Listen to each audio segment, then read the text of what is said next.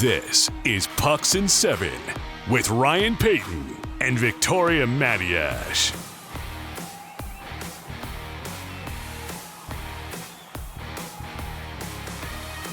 Well, that was a pretty wild Friday, NHL trade deadline day. 47 players, 24 trades, 20-plus draft picks, a whole bunch of big names going from place to place. We were going into that trade deadline, Vic, as we get going here on Pucks in 7, Ryan Payne, Victoria Matiash, and we were thinking, okay, what trades are we going to see happen? What ones will we see consummated? One of the biggest ones was, where's Mikko Rantanen going to go? And it kind of grew to a crescendo, so to speak, right? And then the last couple of hours, it just went crazy. It was wild. It was wacky.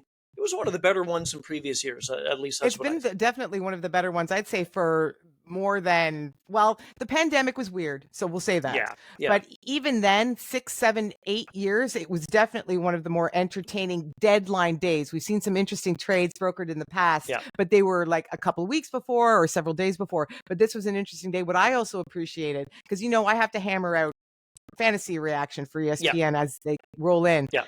I really do appreciate all the general managers keeping a reasonable rhythm to matters. They did that for you. Like 5 at once. They did. They had a conference call, all of them, all 32 before, and they said, look, we've got to get this. Oh, yeah? We have to get this in a good flow for Victoria. They told me that. So there you go. One every 20 minutes is just about perfect. So I did appreciate that. It was very entertaining. Yeah. There were some non-surprises, like you mentioned Rantanen. We're going to start with him in the West. Yeah. And then there were some surprises, and we'll tee it up right now. We're going to get to the East in our next segment. But Brad Marchand is no longer the captain of the Boston Bruins. He's not playing in Boston. Holy cow. We will get to that in a bit. We will, and the news coming out, too, on kind of how the last week or so unfolded with that and the talks that he had with Boston, the talks Boston had with him, and then how much actually the Panthers are paying for Brad Marchand is absolutely, it's change, it's pennies. Anyway, we'll get into that. I have thoughts on that. Just wait for my thoughts. Okay. We'll do the East in a bit. No guest, at least today. We'll get one probably later on in the week, but there's so much to hash back and forth, so Vic and I are going to do that. We'll talk, too, about the Flames, Vic's favorite team, standing pat. What about the Kings? Did they do anything really? Did they do too little? Only time will tell. Let's begin, though, with, again, Mikko Rantanen. And that whole thing, it's unprecedented to still think, and it's going to be unprecedented to continue to feel this way until this happens again, which who knows if this will happen again, because I don't think it will. To have a player in the top 10 get traded a few weeks after that, a player in the top 10 in the league get traded again, and Mikko Rantanen now a Dallas Star. It was interesting how that transpired, because we heard the night before rumblings that he was going to go to Dallas. And then I'm checking my phone at 9 o'clock and 10 o'clock, 11 o'clock. Right. And then you kind of figure after midnight, they're going to save it for the morning, or at least I hope they do. And they were working out the details. Mm-hmm. It just blows my mind. You and I did this podcast only a few short days ago before. We did the day before the trade deadline. We did. And we were already talking about how Dallas scares the stuffing out of us. In the West, stuffing? As they currently, what's another word for stuff? You won't. I'm not saying any curse words, Ryan. You're welcome. Okay. I know. And we were already frightened of them and how they were constructed as they were, and that's before we heard a whiff about Mikko Rantanen joining that team. And now you've got a top line with Jason Robertson, Wyatt Johnston, Mikko Rantanen, and then you're just stacked all the way down. And I will say one more thing. I was concerned that Dallas was going to make this deal and give up Wyatt Johnston, who's one of the better young centers who's growing into the league. So that's, I'm with you. And plus, they inked him afterward to a contract too, after the Rantanen deal. It was the same day. Yeah, it was the same day that they inked Johnston to an extension. It was a huge day for Dallas. Congratulations to Jim Nill. He isn't usually this splashy at this time of year. No. So I'm impressed. He said you got to give to get. That's what he said. And for years, we haven't seen this, to your point about Jim Nill doing this. He likes to keep the draft picks. He likes to keep the players on the roster. But he said, look, we're in the win now mode. He, Julien Brisebois, at least Julien Brisebois in the East with Tampa and Jim Nill in the West with Dallas, those two just have the same mentality. I think all 32 GMs should have the same mentality. I know it's a little bit different because of the cap situation, and totally understand hard to do it across the board, but I'm with you. Yeah, but Julien Brisebois said the same thing. We're in to win now. We're in to win tomorrow. Vegas is like that as well. Yeah, the next day. So Vegas is pretty ruthless. Exactly. So good on Jim, and good on Jim Nill to make sure, and this is a memo to Tulski and the rest of the Carolina Hurricane organization, which is an embarrassment of how they handle this whole situation. You make sure that your key player is going to sign an extension before you make a deal like that. That was the biggest mistake the Carolina Hurricanes did. Anyway, we can talk about that when we go to the Eastern Conference. But you're right, Dallas. I'm a little softer. I'm going to tee that up right now. I'm a little softer on the Hurricanes than most people are. But we'll get to that in a bit. Okay. You know what? That's good because I'm really heated. So I'll calm down. I'll stay calm till the next segment. Lots to come in the East. So we talked about Dallas loading up. Guess what? Colorado. It kind of like Dallas and Colorado going back and forth in a Sugar Ray Leonard and Tommy Hearns going toe to toe inside the ring. So what you do, we can do. Dallas is great. Colorado is great. And they added some bunch of pieces as well to a pretty good team that's come a long way since the beginning of the season. Not even this season, Ryan, but you and I have been hammering this team last season, even the season before, ever since they lost Nazem Kadri. The weakness down the middle. You had Nathan McKinnon, and then you had some guys. And some of them were good at times, but none of them were consistent enough. And I'm talking about Casey Middlestad and the rest. They just weren't to the caliber they needed to be to not only be a legit second line center on that team. When they won a cup, it was Kadri, or even a legit third now. Now you look at them, they're stacked down the middle now, Ryan. They're absolutely stacked. So you got McKinnon, then you got Brock Nelson, who they got from Long Island. That was a trade I think a lot of us anticipated.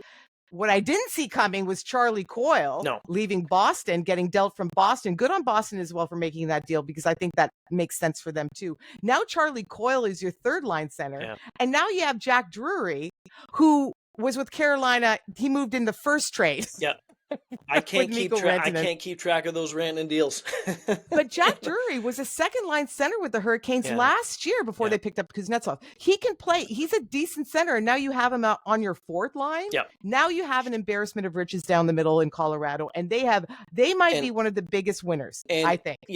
And I'm always one to kind of stay back a bit between who's won the deadline and who lost the deadline, because only time will tell. If Colorado ends up winning the cup, then you know what, those you're moves calling they it right now. You're calling it right now. Well, I've already called Colorado. Beginning of the season, I called the Avalanche to win the cup, so I look very good at this point. Anyway, we didn't even talk about Marty Natchez either. He's been tremendous with that club. So the team is deep, and how many times at the end of the season, even before the deadline, to your point about teams needing a second line center, third line depth, even fourth line depth. Heck, look, the Panthers, they have fourth line depth that they want in Brad Marchand right now. But those are the keys to winning championships. You can have the greatest goaltending. You can have a Connor McDavid up front, but it's the second, third, fourth line players in the middle that make the most impact, I think. Colorado addressed their biggest weakness, and they did it very successfully. Good on them. They did. Those three in that division, Winnipeg, we'll touch on the Jets too. Oh boy. We don't really need to. We'll touch on the Jets right now. Then we'll talk about the Kings. Winnipeg really didn't need to do a whole lot, and I'm always gun shy if I was a general manager of a team, say Winnipeg, or a team like Washington, two of the best teams in the league, the 1-2 punch right now in the entire NHL. To stand pat and not do anything. If it ain't broke, don't fix it. Don't mess with something that's gotten you this far through 60-plus games, whatever it is. They did some additions, and again, there's still the Jets, Vic, and they've been tremendous from day one. So they added Tanev, not the Chris Tanev, the Brandon Tanev, the other Tanev. And you add somebody with a little bit of grit and sandpaper and feistiness like Brandon Tanev, who's going to play 11 minutes in the playoffs on your fourth line. And that's a great add. He has to change his headshot. No, I love it. It has personality. I think it's fantastic. When he was traded on the screen. Go and check it out, everybody, because he's a bit deer in headlights. It's pretty funny. I loved it. I love it. Because he's actually a handsome fella, but he doesn't mind taking goofy shots. He has a personality. And he's going to bring that personality to the lineup on ice. Again, he's a pain in the behind to play against. You can ask any other player, especially in the West, and they will tell you that. So this is a small ad, but I think it's a good addition as well. And then Luke Shen to the back end. You need the big guys. And I like that ad as well. He doesn't have to play every game if it's working out. I think he will. It's like it's like Eric Johnson in Colorado. He said, "I'll Zamboni the ice. I'll clean the ice. If I play 2 minutes, it doesn't matter." You and I talked about this last Thursday when we did the show before the deadline. We talked about the Penguins deal, and with Nashville saying, "What the heck is Luke Shen? That doesn't make any sense." And we both said that is a beginning of another trade.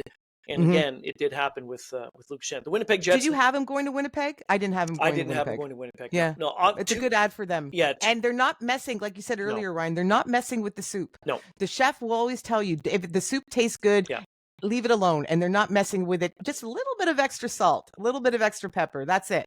Speaking of, do you think soup should be cold? Like a vichyssoise or something like that? I don't think any soup should be served cold. I've had some really nice cold dill pickled soup that's been outstanding. In the summertime, sitting on a patio it's more with of a nice aperitif. It's more of a dip for bread or crackers. Okay. So I'm gonna. I can do. Guess what somebody's having for lunch the next time. Oh yeah, no, I know. Oh, this is nice, Vic. I didn't know you knew this about me. Anyway, the Jets, 92 points, still in top spot in that Central. It's going to be those three: Winnipeg, Dallas, Colorado, like it is in the Atlantic too. We'll talk about the Atlantic Ryan, in a bit. Who's matching up in the first round right now? Know. Dallas and Colorado. And the biggest discussion out of that, even before it may begin, is who's going to be walking. And if the team that does win, how many bodies are going to be healthy after that round? It's going to be a rough one, man. It's going to be a rough one. That's a go 6, go 7. I don't even know who I pick in that right now. Maybe Dallas, but by a hair. Yeah. They match up so evenly. That's just going to be so tough. That is going to be, if it does turn out that way, and by the way, it will, unless something drastic happens. Yeah. If that's the first round matchup, it's going to be too bad that we're losing one of those teams for the rest of the run. I said this recently as well, and we can also talk about probably the Atlantic Division when we get to that with Toronto, Florida, and Tampa. Same thing. It's too bad one team is going to be gone after the first round because they're just... There's the argument for 1 to 8, 2 on 7, 3 on 6, 4 on 5. Come on, NHL. Get with the program, man. Let's go. The LA Kings. So you and I discussed this too. What does it mean to be a player on LA? So what type of player fits in and suits the LA Kings? And you and I, we both said, Anze Kopitar, of course he does. But then the whole point of that was when we're thinking about what are the Kings going to do before the deadline, I don't know. I mean, did they do enough? I don't think they did enough, but I don't think they really needed to do very much. That's kind of how they're operating this season. That's the way I wanted them to add some scoring pop, and I don't mean Andrei Kuzmenko. No, I know. I wanted them to add some scoring pop. I said that Thursday. I'm going to say it again on Monday. I'm a little disappointed. I'd like to think, and I will believe that the deal was not there to be made. Because often because you want to make a certain deal doesn't mean you can. Exactly. Okay? Exactly. So maybe the deal wasn't there to be made. I'm going to guess that to be the case because if you're just picking up Andrei Kuzmenko, that's an almost for the heck of it type of deal, as far as I'm concerned. I don't know. Maybe he rediscovers, the scoring touch that he had a couple of years ago when he flirted with 40 goals. I don't know, Ryan. I would have liked to see something else. I really would have. They play this game, and you know how before this season, when Jim Hiller in his first full year, of course, he took over for Todd McClellan.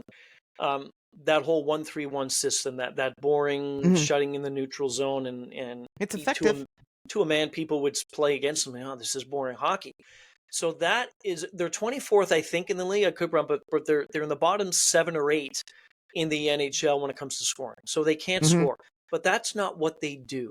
They don't score goals, yet they find ways to win. But I'm with you. If they were able to find some sort of guy to come in to give them a scoring punch, I just assume it wasn't there. And I assumed that the Kings weren't willing to give up maybe the price tag to go back. That's probably what it was. They're pretty stingy when it comes to that. But this is the thing. And now they're going to play the Oilers? Again. Yeesh. The Vancouver Canucks, this season for me is not a complete write-off, but it's a soap opera. It's been that way. You had the Demko injury, the whole situation involving JT Miller and Elias Pettersson. Miller, of course, went to New York. Was Brock Besser going to be moved? Is Pettersson even happy anymore? There's so many things going on with that team. And you say, again, you write down the lineup. We kind of convened with this beforehand, but you have down here, did Vancouver blow this thing by not trading Besser? Do you think? I think they did. I think they did, because if he walks, which he may, they'll get nothing back. Unless they had a conversation that they're not revealing to us, where he says, guys, let's play out this season, but I want to stay. And this is sort of, they're going to have this conversation with his agent. Right. And his agent's our guy is going to stay. And this is the number sort of that we're looking at. I still, even in those cases, I don't know why you don't move him for a short period of time as rental. And then maybe when he hits free agency, you talk to him again. and they get something back. This is a done season for the Canucks. Yeah. Quinn Hughes is banged up, still hasn't returned. That's their best player. Pettersson is playing better now, but I mean now as in the last 5 days. And I'm not going to count on the last 5 days to continue. Me neither. All right? Me neither. Demko, you alluded to earlier, he's still hurt. Yeah. They're not together. They had a big win the other night. That's great. Even if, and this is my argument, and I know people say you just want to get into the playoffs and anything can happen. Now, sometimes you can say it's not going to. And with the Islanders last year, with different teams, they're going to get steamrolled. Vancouver Canucks, they're not going to survive Winnipeg. No, they're not. Okay? No. And they're not going to survive Vegas. No, they're not. So what are we even doing here? Yeah. I get it if you're the Flames and you squeak in, or if you're Utah and you squeak in and you get that much needed playoff experience and you didn't make any drastic moves and you weren't expected to be there. Right. But Vancouver needed to take the Boston route and they didn't. And that's disappointing. So the Besser thing is intriguing, and he may, in fact, walk. From what I saw, he rejected an extension, 5 years and $8 million per season. And the ask for... 8? 8. Oh, boy. He rejected that. And the ask for him at the deadline or before the deadline, when they were trying to trade him, was a first-round pick. And no team wanted to give a first-round pick to Vancouver. So you think about this for a second. If no team wanted to give you a first-round pick for a player who obviously thinks he's worth more than $8 million per season over 5 years. He isn't. So what does it tell you? That's another, you're completely on a different page, Brock Besser is, to what either Vancouver thinks and what the market thinks. If the rest of the league says we're not giving you a first-round pick for someone who thinks that he's worth more than $8 million a season. That's an excellent point. That's an excellent point. I didn't know that. And I would have thought there would be a team out there. I would have a few teams, actually. Yes. Who would have given up the first rounder. That's very interesting. Calgary Flames, you cheer for them. We all cheer for all these teams. We do. So Craig Conroy and company just, no, we're not going to do anything. We're staying the course. I agree with you with this. I like that they're doing this. And I like that they did this. Craig Conroy just came out and said, listen, we know who we are right now. Right. This is a process. We're not going to go out there and do something silly. Silly is my word, but that's what he implied. They got Joel Farabee earlier and Morgan Frost in a good deal from the Philadelphia Flyers. They're in a good position now. They have a great up and comer between the pipes and Dustin Wolf. This team needs to grow. I would like to see them squeeze in, unlike the Canucks, into the postseason, even if they lose in 4 or 5. It's going to be a little bit of experience. They weren't supposed to be there. Okay. This is bonus time. So again, is the reason then, because you said this when we talked about Vancouver, is the reason then you're fine with Calgary getting in and say they lose or swap, whatever it is, say they lose in the first round. You're fine with them with the experience, but you're not for Vancouver because Vancouver was expected to be? Yes. Okay. I think it's a lot of it is between the ears with that.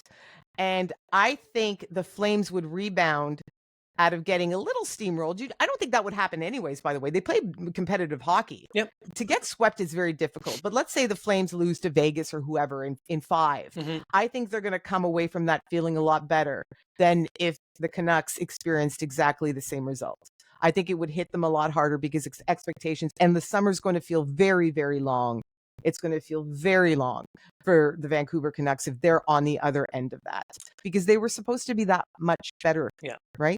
I'm a big fan of any team that is close to a playoff spot or in a playoff spot, and they stick with their group. I'm loyal like that, and I think it sends such a good message to the rest of the group. Even if you don't make it too far, the fact is Conroy and everyone else saying we like our team, we like our makeup, we've been here from day one, so let's see where we can go. Sure. They need to do stuff in the summer, though. Right. But right now, sticking with it, good plan. Edmonton, they came within a goal from winning that Stanley Cup a season ago. You and I think talked about this on Thursday. What were they going to do? It's the same situation, same song and dance with that team. If Leon isn't scoring, if McDavid's not scoring, for the most part, nobody is. I, again, stand by the whole thinking of Stuart Skinner is not the guy in goal for this team to be a number one into the postseason and beyond. So that's just where I stand with that. But did they do anything really? Did they not do as much as they should have done? Jake Wallman is there. Right. I like Jake Wallman. I do too. And I think what he's accomplished with San Jose this year has been actually rather remarkable. But to add another puck-moving defenseman to a team that is lacking a different style of defensive on the blue line, I didn't quite understand. That one puzzled me a little bit. So I have to convince myself that they know what they're doing and they're smarter people who are running the show in Edmonton than I am. And I'm assuming that is the case because, again, I've written a lot about Jake Wallman this year because he has been an incredible fantasy surprise. I'm familiar with what he does. I just didn't think that's what the Oilers needed to do. Right? Trent Frederick is not gonna fine. A nice piece. When you've got it all together already, a nice piece. Now, the most interesting part coming out of this is Evander Kane. Evander Kane is presumably going to participate and play for the Oilers. Now we know in the postseason. When you and I talked on Thursday, we didn't know if he was going to come back during the regular season or not. Because all of it was dependent upon him giving an answer to the Oilers, and we were saying that he was the one big reason why maybe Edmonton couldn't go out and try to get somebody else. Because if he's not playing, you can get that money, use it on LTIR for the rest of the season. Then he comes back in the playoffs. So it was down to Evander Kane. I think Evander Kane handcuffed. Not saying that. Maybe Edmonton would have been, but they were in on Rantanen, from what I gathered too. They were in on Mikko Rantanen, but I just think that Evander Kane had a huge impact on the deadline. Maybe not. Maybe, or maybe the Oilers chose not to make a move because they didn't like what was offered in return or what they wanted from them in return. And maybe they're also counting on the fact that he is going to be good, capital G, good and to go. He can be very he's good. So when he's effective when he's good. What an effective goal scorer. And he hits. He's hard, man. He's physical. He's a really, really good hockey player. I know you and I have talked about the rest of it, but when he's on, he's really effective. So maybe that's what they're counting on. Yeah, I guarantee you all 32 teams to have an Evander Kane who is clear on the ice in his mind and who is healthy and who's engaged. Every single team in the league would have him hands down. Forget about all the other nonsense, all the other stuff. Doesn't matter. But for pure skill, he'd be such a great addition to any team. Okay, as I said, we're going to take a break in a second, then we're going to the East. But I don't like calling the trade deadline a winner in each conference, but let's kind of debate that. It's down to two for me. In fact, it's down to one. I did pick someone one team I think did the best job. I'll save that for a second. Who do you think is the winner? Colorado. Yeah, Colorado for me as well. I have been on them for, I can actually say years now, for not being strong enough down the middle. I said that was their most glaring weakness. That's why they haven't enjoyed postseason success since they won a cup. Yeah. Directly because of that. And they exceeded my expectations by not only bringing in Brock Nelson from the Islanders, but adding Charlie Coyle as well. I'm really super impressed. And let's not forget that where this team was, they've started with 2 goalies. They traded for 2 goalies. Yes. The amount of moves they've made since the beginning of the season is extraordinary. So, again, Colorado, I'm with you as well. Dallas did great too, but the Avalanche certainly bolstered that team. So we'll see. Dallas, Colorado, that would be great if you can entertain us, please, in round number 1. Take a break. We'll come back. We'll go to the East. Again, talk Mitch Marner, Toronto, a whole bunch of other stuff. Brad Marchand. Oh, boy. Can we believe it? Yeah, from Boston to Florida. And then we'll give you our winner, too, from the deadline for the East. Ryan Payton, Victoria Matiash, Pucks in 7. We'll be right back.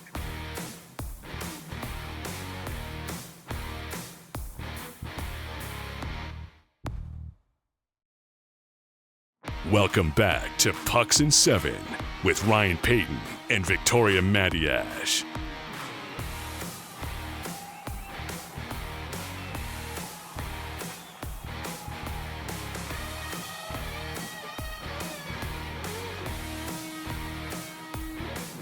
Okay, now that we have digested, well, as much as we can, the Western Conference and the deadline deals that came and went, and Vic and I talked about this before we came on as well. We're not going to look specifically back at, the debuts of all these players on the weekend and Saturday it's horse and Sunday manure. and whatever. You don't learn anything from a game or two. Nothing. Let them settle in. Let them have a meal with their new teammates first, and then we'll see how it goes. Exactly, because there's no point, and there's some racetrack left. Not a ton, but there's some racetrack left to go, so we'll see. Pucks in 7. Ryan Payne, Victoria Matiash, we're back. We're going to go east. We'll talk about the Carolina Hurricanes again. We briefed them a little bit in the first segment. I wanted to get into it more, but Vic had her thoughts on that, so we'll do that in a second. We're talking about Brad Marchand as well. My goodness, the cost The cost that the Panthers gave up for this guy is nothing. Let's begin though with the Toronto Maple Leafs and so many different things now coming out of after the deadline, specifically involving the Mikko Rantanen trade, Vic. I'll just throw the specifics. So it was reported after that the Leafs did ask Mitch to waive his no move clause to maybe go to Carolina. He said no in exchange for Rantanen. The Canes were looking at Easton Cowan, Fraser Minton, who again ended up being traded to Boston, a couple of picks, throwing in Marner in the conversation as well. And he said no. And so now, when he was asked about that, now the question is he going to stay in Toronto? Is he going to sign with Toronto again? Word is that he's going to test the free agent market. And again, let's not forget that Rantanen signed for $12 million over the next 8 years, AAV with Dallas. Again, that's always a weird thing to me too. Like the numbers between him signing in Dallas and what Colorado offered him was not very different. So I don't quite understand how that whole thing ended in Colorado. Anyway, your thoughts on what this means going forward, because the Leafs have the goal right now, that is to get to the postseason and beyond. I have many thoughts. My first thought is Mitch Marner has every single right to not waive his no trade clause. 100%. Okay. So anybody who wants to pile on this player for not doing right by the Maple Leafs can shut their pie hole right off. Okay. He has every single right and he shouldn't be criticized for that. He negotiated that clause and he deserves to use it. Okay. All right. I like this and I don't mind it transpiring the way it did because right now the Maple Leafs have absolutely put Mitch Marner on notice. First and foremost. I think Mitch Marner was feeling a little comfortable that he would still be able. I know there was no negotiations during the regular season. Both sides agreed to that. Yep. But I think he was feeling which I think most players at his caliber and whatever market it is, I think that's the right thing to do. You don't need to talk about something throughout the season if it's not done before the season. We're going to address that topic another podcast. Okay. I sense that he was feeling a little bit comfortable that he would get a very good opportunity to talk to the Leafs about hammering out a pretty reasonable contract at the end of the season, whether that happens in April or whether that happens, fingers crossed, in June. Right. Okay. Right. And now he has just been told, we wanted to move you. And we wanted to move you, not because we don't think you're a heck of a player, because we do. Top 5 in scoring, I think, right now. It's something ridiculous. But because here's another guy we wanted to move you for who knows how to win a Stanley Cup because he did. And you have enjoyed really zero success in the postseason. And there have been moments when you have been downright invisible. Yes. So now Mitch Marner is on notice. So if he actually really wants to stay in Toronto as much as he says he does, and he says he does, and I believe him, and he wants some sort of figure that's just under Austin Matthews because he ain't getting more than that in Toronto, but that's still a very healthy paycheck, then it's put up or shut up time. And that's now. That's this April, and that's this May, and again, hopefully this June. I like the fact that Treliving is like, yeah, you think you have something carved out here and you're precious? I do too. Right? Yeah. And it seems, again, I don't know Mitch Marner from anybody, but it seems to me that he needed that. And he's the type of great hockey player, great talent. But you're right. He's top 10. He's phenomenal. The comfortability factor, certainly for any player in any league and on any team is important. But you're right. I think this was a kick to him saying, hey, you know what? Yes, you're expendable. Anybody can be traded. I'm curious now to see. I think he's going to go to free agency. I really do. It doesn't mean that he's not going to sign with Toronto. I think he's going to go and check out the market. To your point about him with this contract, about the no move and the no trade, you get those deals in place in your contract through the agent for specific reasons. And this was an example of one of those reasons. Right. You have every right to test the market. You really do. And that does not mean you're not being loyal whatsoever to the team that you're already in. It's just seeing what's out there. And we'll talk about Brad Marchand in a second, about what he thought his value was going for. That was a huge reason why Boston couldn't sign him, and that he's been traded now to the Florida Panthers. So this will be intriguing. I think this is good for him, and I hope this really lights a fire under Mitch as well. To, again, when you finish that 82nd game, the Leafs are one team through 82. Then when it hits game one of any series, hopefully past the second round, we've seen this team time and time again change to a completely different club, specifically their top guys. I think he's going to bring it this postseason. I really do. And remember, Steven Stamkos several years back, he went to free agency and then he re-signed with the Lightning. So it's not like even if he tests free, which by the way, I would do. I would test free agency. I would Why too. not? I would too, Vic. 100%. Why would you not want to talk to 31 other teams? Yeah. You don't know. No. Yep. Absolutely. And then you can find the number that makes sense. And I do think he's going to come back to Toronto, but I do believe that he's going to see what's out there. Speaking of the Leafs, quickly on the moves that they did make, Scott Laughton coming in is one of those moves, of course. What did you make of it? I thought the moves were good, and I don't think they gave up a ton in order to get these things done.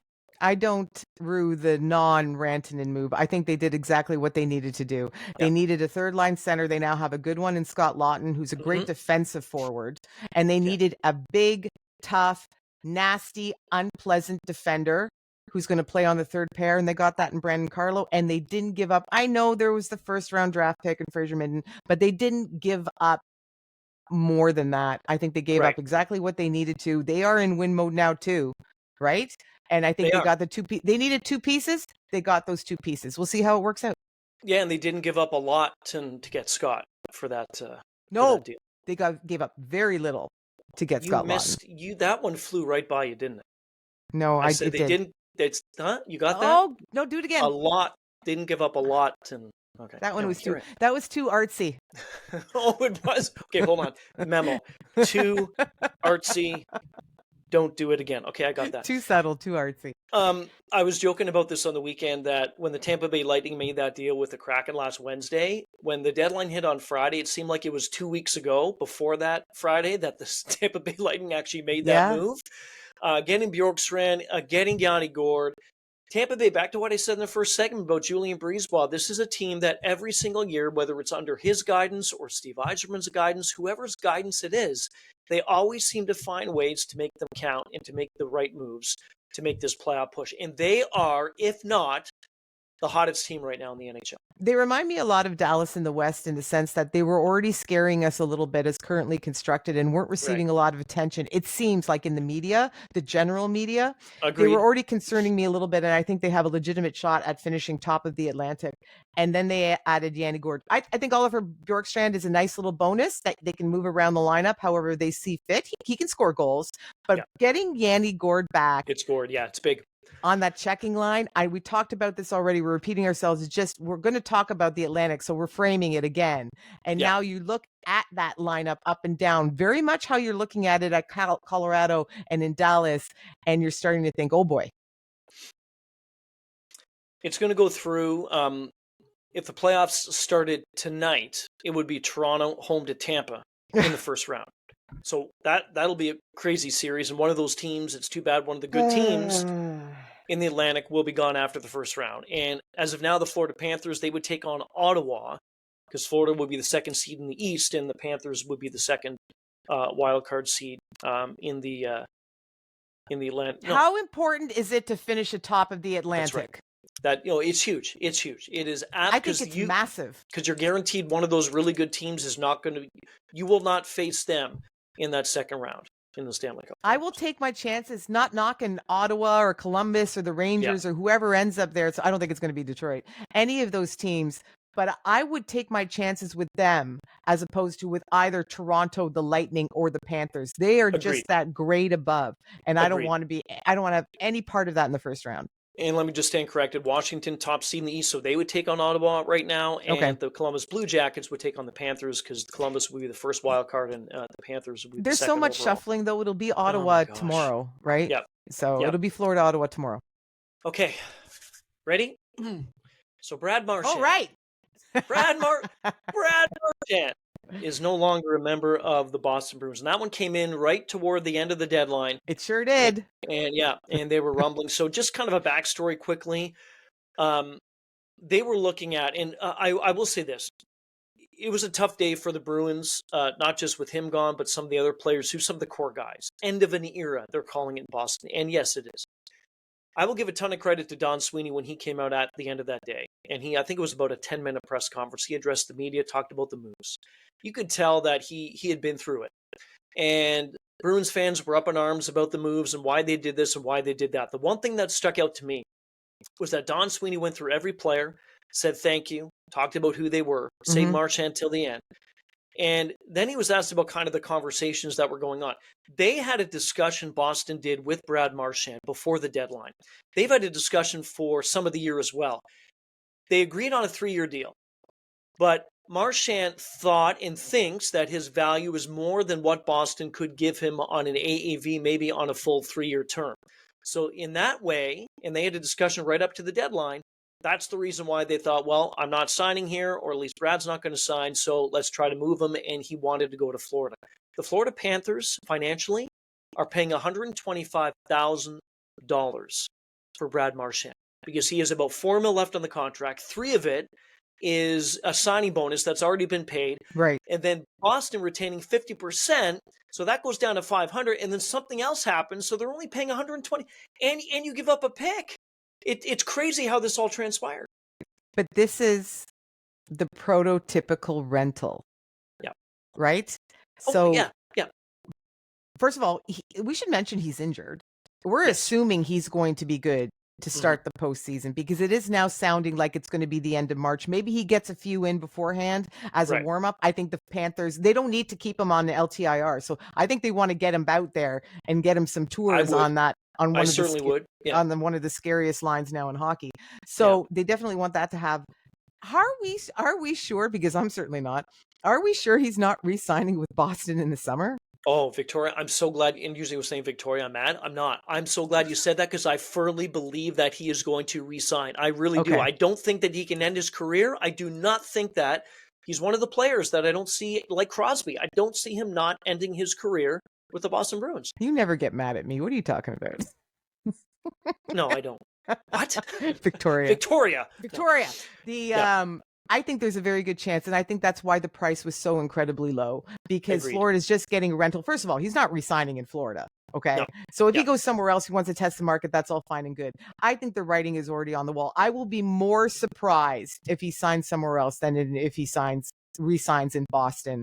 And, you know, whether he gets the C back or not, probably, but that's a great sacrifice to make. I mean, I don't know if it's a sacrifice if you're going to join a Stanley Cup contender when your team is definitely not contending for the Stanley Cup, but it's still a sad move for him in the immediate future. So I think Boston handled this deadline exactly how they needed to. And that's what we should have seen more from other teams like Pittsburgh, even a little bit from Vancouver.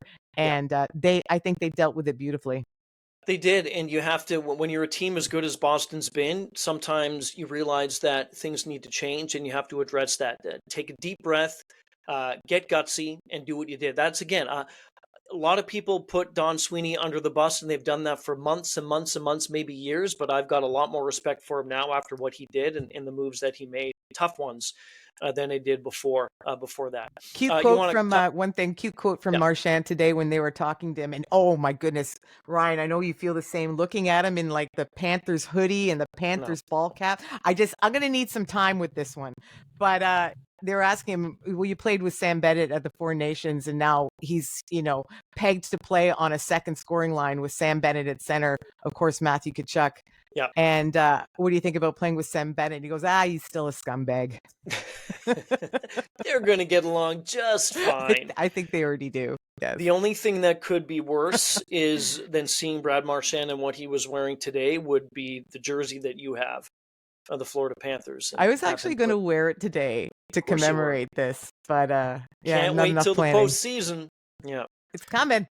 The Ottawa Buffalo deal. Yes. Let's get into that. And this one won't fly by you because I'm going to say I said this on the weekend on the Hot Stove show about when Brady Tkachuk came out. He was very emotional about seeing his good buddy Josh Norris being traded, and he said, I know that how I'm talking right now is not good for Dylan Cousins and whoever else is coming in, but we want him to come in. I'm the captain. We're going to lead, and I totally understand that, but that to me was really where you saw the emotional side of sports and how you get so attached to certain people. And when things shock you and come out of the blue, then you let the emotions take over. What I did say, jokingly, I said, there's always that one cousin that you're not a big fan of in your family. And I said, Brady certainly is hoping that Dylan's going to be the good cousin in Ottawa. Your thoughts on the deal? That one was less artsy. It's yes, very nice. I like it because I like player for player swaps. Yes, just in general. I find them exciting. Dylan Cousins was supposed to be a better player prospect than he has been recently. We've seen more from him in the past with Buffalo. The past few weeks he's been playing on the third or fourth line, seeing The very little problem minutes. is that he's on Buffalo, and he was on Buffalo. Other people have accomplished things with Buffalo, though. Like what? They have. Tage Thompson can score. Alex Tuch can score. Personal bests. I understand. Okay, I understand. But I think we needed to see more, and I think a change of scenery from this, first round draft pick from not that long ago is going to do him a world of good. And now you're going to put him, tuck him in within the top 6 in Ottawa, and I think he's going to have some wonderful opportunities. And they could use a center as well. Well, especially since they moved Josh Norris. I was going to say there's a bit of a void now. Yeah. And the biggest problem with Josh Norris has been his injury history. And I think we all understand that. When he's good to go, he's excellent. He hasn't been able to stay healthy for one season. So him going to Buffalo, I'm hoping for the Sabres that they figure this out. This is something that, finally, because he's playing right now, this player figures out how to keep himself together, the shoulder and the back and then whatever else has gone wrong. And but these were two players that I think could have used just a different scene, especially Dylan Cousins. So I just like player swaps in general. I just find them more interesting. I think we may have had this discussion, or I've thought about this for a long time in Buffalo. When you have Cousins and you've got a Power and you have a Darlene, it seems like there's just too many of those talents on the same team, and someone had to go. I even think that we can get into Buffalo at another time. I think Buffalo has to do something like trade a Thompson. Just do something. Oh no, two people can't. No Tage Thompson, no Rasmus Dahlin. Everybody else is on the table in my mind. I would take a huge swing at something like that. You have to do something. Yeah. Kevin Adams, listen to either of us. Either do it or don't. Off you go. Okay, can we get back to the Canes? Because you're going to be a little bit softer than I am. I think that what they did and how they handled the Rantanen situation was terrible. And I think it was something like, and I wrote this down here. Okay, so 7 weeks ago now. So 7 weeks ago, Carolina had Marty Natchez, Jack Drury. They had a second-round pick in 25, a third-round pick in 25, and a fourth-rounder in 26. You throw in the Rantanen mess. He's gone. Now, he's shipped out. They have Taylor Hall, Logan Stankoven, a couple of first-round picks in 26, 27, 2 third-round picks in 26 and 27. But you're not winning now. That's the problem. And when you don't know that Mikko Rantanen is going to sign long-term with your team, you do not make that move. This is why I'm a little softer on Tulsky than you are. Okay. I like the fact he rolled the dice. I just do. And I can understand where he was coming from. So even though Mikko Rantanen was not willing to sign an extension right off the bat, and they didn't get a hint of that, he still probably thought, we're going to bring him in here. We're going to put him on a line with one of his good Finnish buddies in Sebastian Aho. We're going to have a great run through the postseason. And some point in time in May or June, we're going to sign him to this great extension, and Mikko Rantanen is going to play the next 8 years in Carolina. I'm going to bet that's what he was thinking, and I don't think it's an unreasonable risk. The only thing that bugs me about it is he tried this last year with Jake Gensel and it didn't work out. So, I mean, how many times are you going to get burned on this? But I don't mind the risk. I'm also going to frame it a little bit differently. They didn't lose Mikko Rantanen. They lost Marty Natchez. At the end of the day, they are without Marty Natchez, who is a good hockey player. He's not a superstar hockey player. He's having a hell of a season, Ryan, but he's a good hockey player. Okay. So they're without Marty Natchez. I'm not going to get into Jack Drury. That's replaceable commodity. Yeah, no. Yeah, agreed. And now they have an up-and-comer in Logan Stankoven, who's playing his rookie season and is showing a lot of promise. I don't care about the Taylor Hall thing. But this is the team that is built on defensive identity anyway. I still think they can go out there and play spoiler in the postseason. They're not winning the Stanley Cup. I don't think they were going to win the Stanley Cup anyway. So we'll see goaltending, defense, team defense, Burndamore's system. We'll see how far it takes them. But really, they lost Marty Natchez. Agree with that. And Marty Natchez is having a great time in Colorado. I think we joked too last Thursday when we did this. Playing with Nathan McKinnon, you and I would have a great time with Nathan McKinnon. And he made that quite clear. He really did. I see where you're coming from. I do. It is a risk. It's a gamble that he did take. I just think you got to be a bit smarter than that. In this day and age right now with the money and Rantanen, and it was so evident. It was so evident very early on in Rantanen's tenure. Everyone's saying, oh, give him a minute, give him a day, give him a week, whatever. You didn't give anyone else who was traded in that deal to Colorado. You didn't give them a minute either, and they fit in quite well. It was very evident to me he wanted nothing to do with long-term Carolina. and staying there. Honestly, So, I wouldn't anyway, have moved him. I'm quite serious. I would have kept him. Yeah. I would have kept him for the run to see what would have happened, and maybe glorious, magical things would have transpired, and you would have signed a long-term deal with the Hurricanes. We don't know, and we'll never know. That is the insight, again, which people tune in when Vic says we'll never know because Rantanen is no longer with the Carolina. Okay, winner in the Eastern Conference trade deadline. I know I put the lineup together and I put that in there, but I don't know right off the top of my head. Yeah. I'm gonna stick. First of all, I like what the Leafs did. Mm-hmm. I'm also gonna stick with the Lightning. Just the little basic moves. I don't need the big, go out hard move necessarily. I like the Yanni Gourde, right? Yeah. I like, rolling the dice on Bjorkstrand. I like those. I like that move altogether. We should also mention, let's take nothing away from what Florida has done with adding Vitek Vanacek as their backup goaltender. And he pitched a shutout the other night. And I think if he can come in and spell Bobrovsky off a little bit more than they had faith and Seth Jones is on the team too, right? So let's not forget about that. And you know what? Doesn't that feel like that was 6 weeks ago? And it wasn't. I wrote about it like a week and a half ago. It's wild. Who's your Eastern Conference winner? I'd have to say Florida. And again, I'm not even thinking about the Marchand and anything like that. Just the Seth Jones and the Vanacek, as you're saying. Just those. I'm not saying smaller ones, but the other ones that weren't talked about as much on the deadline, obviously, and maybe not talked about as much after now. And Marchand's still hurt. But give Bill Zito a ton of credit too, like Julien Brisebois and like Jimmy Nill in Dallas. So I would give it to Florida. Okay. And I think I saw the odds earlier on today. They vaulted right to the top now. Did they?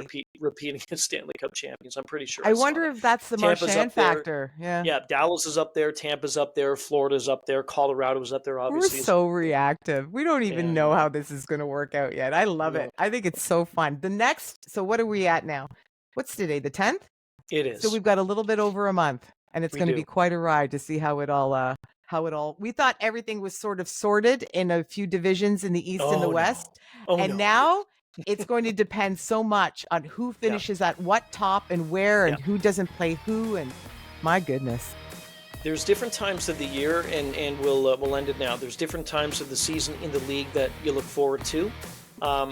One of the times is before the deadline. But when you have the races right now in a lot of the divisions, the two specific ones being the Central and the Atlantic, this is the time of year you just love. I know the first round is awesome. I totally understand that. But seeing how this is going to play out in the 20 games, whatever these teams have left to go, some head-to-head as well, it's going to be fun.